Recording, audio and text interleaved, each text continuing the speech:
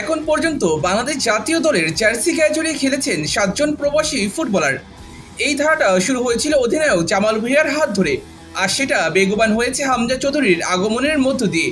মাঝের সময়টায় দলে যুক্ত হয়েছেন সামির সোম, ফাহমিদুল ইসলাম, জায়ান আহমেদরা, যাদের অন্তর্ভুক্তি বদলে দিয়েছে দেশের ফুটবলের দৃশ্যপট। তবে একটা জায়গায় হতাশা বা আক্ষেপ ছিল বাংলাদেশের সমর্থকদের। এখন পর্যন্ত যারা দলে যুক্ত হয়েছেন তারা কেউ নাম্বার 9 নয়।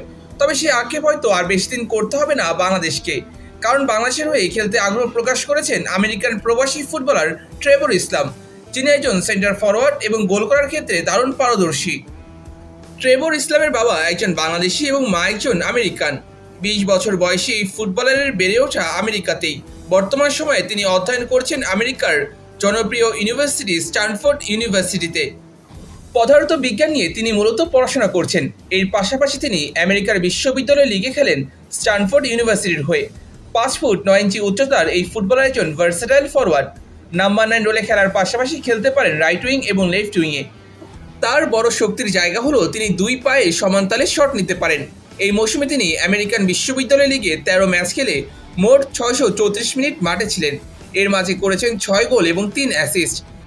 তিনি গোল করার জন্য কখনোই শুধুমাত্র ডি বক্সে অপেক্ষা করেন না, আধুনিক ফরওয়ার্ডদের মতো বিল্ড আপে সাহায্য করেন এবং বেশ দক্ষতার সাথেই প্রতিপক্ষ ডি বক্সে সতীর্থদের জন্য স্পেস ক্রিয়েট করে দেন। বিশ্ববিদ্যালয় লিগের কথা শুনে মুখ ফিরে নেওয়ার কিছুই নেই। জায়ান আহমেদও একই জায়গা থেকে এসেছেন বাংলাদেশ জাতীয় দলে এবং নিজের কোয়ালিটি শো করেছেন। এছাড়া আমেরিকার বিশ্ববিদ্যালয় লিগগুলোতে ফুটবলারদের জন্য উচ্চমানের সুযোগ সুবিধা নিশ্চিত করা হয়। ভালো মানের pitch, training ground, gym, swimming সব ধরনের ফ্যাসিলিটিস রয়েছে এই জায়গাগুলোতে। অনেক ক্ষেত্রে বিপিএলের বেশ কয়েকটি ক্লাব থেকেও আধুনিক সুযোগ সুবিধা রয়েছে বিশ্ববিদ্যালয় লিগে। তাই ট্রেভরকে নিয়ে সবাই আশাবাদী। ট্রেভর বাংলাদেশের হয়ে খেলার আগ্রহ প্রকাশ করার পর কাগজপত্রের কাজ শুরু করেছে কনফিউনজা স্পোর্টস ম্যানেজমেন্ট। এই প্রতিষ্ঠানটি এর আগে তারিক কাজী, কিউবা মিচেলকে নিয়ে কাজ করেছে এবং বর্তমানে জায়ান হাকিম ও ট্রেভরকে নিয়ে কাজ করছে। তারা ট্রেভরের বাবা ও দাদার পাসপোর্ট সংগ্রহ করেছে এবং বাফুফের কাছে জমা দিয়েছে।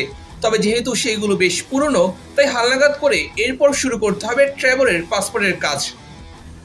এখন কথা হলো ট্রেভর ইসলামকে কবে বাংলাদেশের জাতীয় দলে দেখা যাবে, আসন্ন ভারত ম্যাচে থাকবেন কিনা। প্রথম কথা হচ্ছে, ভারত ম্যাচে ট্রেভর থাকছেন না, এটা শতভাগ নিশ্চিত। এমনকি এই বছর তাকে পাওয়ার সম্ভাবনা নেই, কারণ নিজের পড়াশোনা নিয়ে বেশ ব্যস্ত সময় পার করছেন ট্রেভর ইসলাম। তবে বাফুফে যদি চায়, আগামী বছরের শুরুতেই তাকে জাতীয় দলে দেখা যাবে। অন্যদিকে বাংলাদেশের দ্বৈত নাগরিকত্বের সার্টিফিকেট পেয়েছেন ক্যাসপার হক, শীঘ্রই পাবেন বাংলাদেশের পাসপোর্ট। ক্যাসপার হক গত জুনে ট্রায়ালে এসেছিলেন বাংলাদেশে। ট্রায়ালে ভালো করার সুবাদে ডাক পেয়েছিলেন বাংলাদেশ অনূর্ধ্ব 23 দলে।